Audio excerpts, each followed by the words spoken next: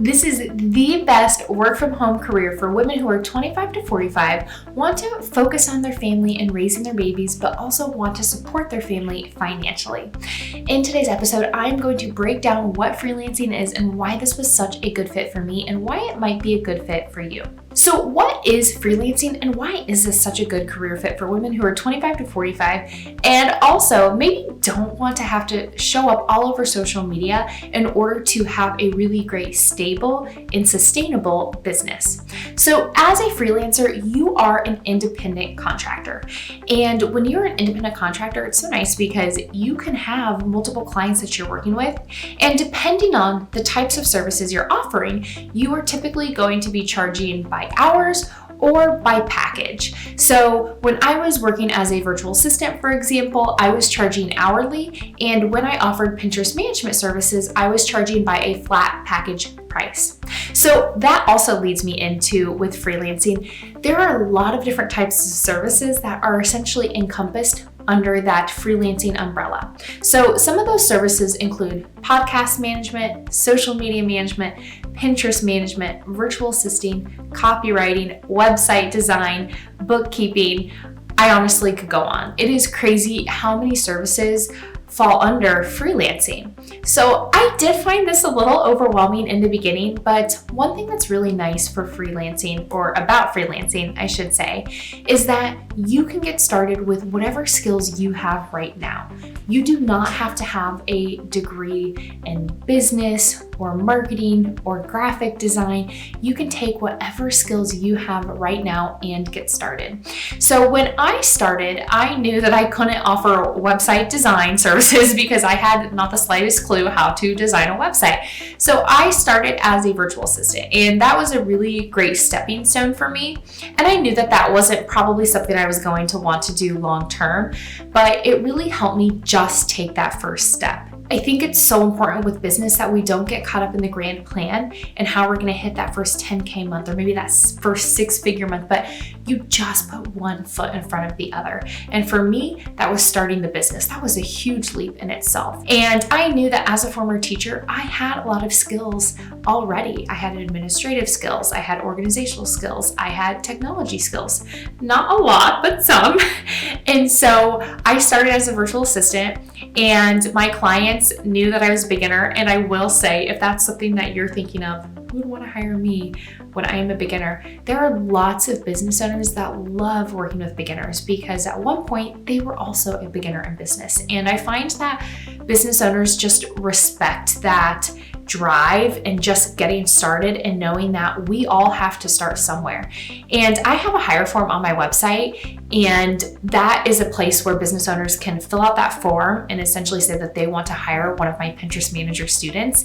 And I find in that form, probably 90% of the time, business owners essentially check off a box that say they are open to working with beginners. So I even see that myself within the hire form I have on my website. So I started as a virtual assistant, and I did that for about 6 to 8 weeks. And I knew that I ultimately wanted to niche down. So when you're thinking about this being a good business model for you, you also want to think about what this could potentially offer for your family as well. And if this is something that could replace what your 9-to-5 income is right now. And so that also was something that kind of was checked off in terms of freelancing. For me, I knew that offering this service was going to allow me to not just replace what was my teaching income, but double, quadruple, and beyond, honestly. And I will say that's not super hard to do with a teaching income, but I knew that this was also going to allow me to work way less hours. So when you're thinking about this being a good business model for you, I want you to think about, okay, does this have the earning potential that I'm going to need in order to replace my 9-to-5 income?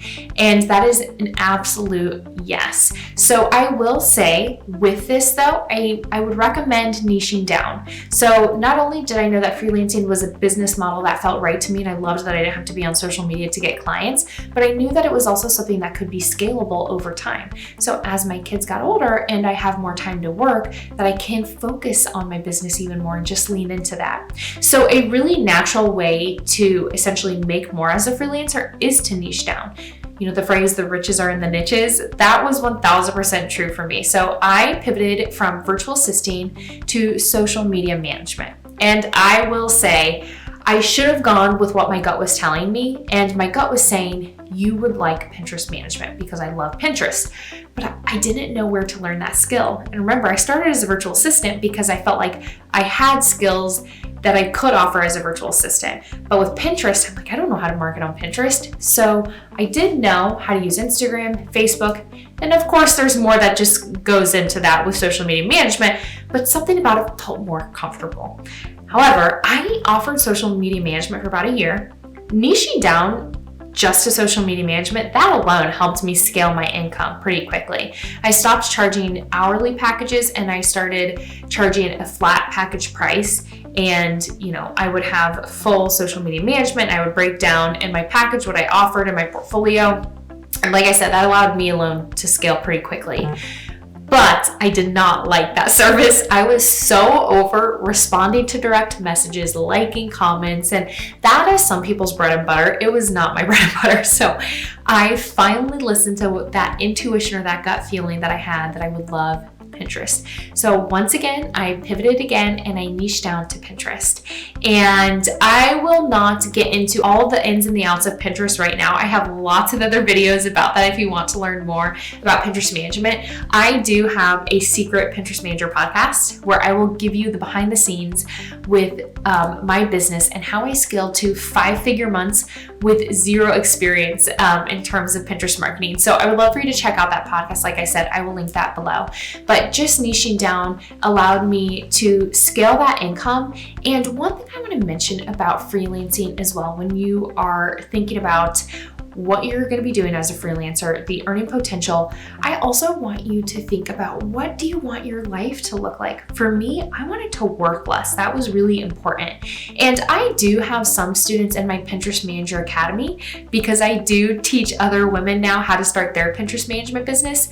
But some of my students, they want to keep their 9-to-5 and just do this in addition to their current job. But for me, I didn't want to essentially have a business and a job. I wanted to work less, but still make a really good income. So when you're thinking about finding something that feels in alignment to you, I find that a lot of people who are applying to my academy, that is a huge part of it, is that they want to work less, but they still want to make a good income. So that is absolutely, whether it be Pinterest management or social media management or website design, with freelancing, you are in control of your schedule. You can have flexibility with your hours. And that was crucial to me when I was thinking about freelancing and it being a good fit for me. Now, one thing that I did have to overcome once I did niche down was, how do you find clients for this really niche service? And I will say, when you think about Pinterest specifically, Pinterest is a search engine. It is a way that businesses get discovered. It takes people from Pinterest to their website. And once that person is on the business owner's website, they can start monetizing that traffic. So Pinterest is a really great platform for businesses to utilize in order to make more money. So that's why somebody would want to use their business and market it on Pinterest. And because Pinterest is a little bit different, like I said, I did not know how to market on Pinterest in the beginning. I just knew that I loved the platform. It's not as intuitive. The Pinterest user experience and the Pinterest marketing experience, it's very different. I did invest in skills training so I could feel good and confident about offering this service. And that's also kind of what makes Pinterest your superpower, is that it's not as intuitive and business owners probably don't know how to market on the platform themselves, or they've had to invest in some type of course if they do know how to market. And also business owners, they run out of time. They can't wear all of the hats. So when you're thinking about this niche service, you might need some skills training. I can help you with that, but there is this need for this type of service. So when I was thinking about acquiring those clients though, I did utilize Facebook groups, and I chose Facebook groups where I knew my audience was hanging out. And in my Pinterest Manager Academy, I share a list of different Facebook groups I recommend joining, and my students in 2025 are still using Facebook groups and getting clients that way. And I also did pitching. So I reached out to clients that I felt like I could help on Pinterest. And I made it very authentic. It was not pushy or sleazy. It was coming from a place of service and how I could help them. And that's also a strategy I teach my students inside my Pinterest Manager Academy. And I take so much pride in pitching from, like I said, a place of service. And because of that, I find that my students are getting amazing clients through pitching and get really good feedback from that as well. And then those clients that they have pitched to, oftentimes then they get referrals and then they get even more clients.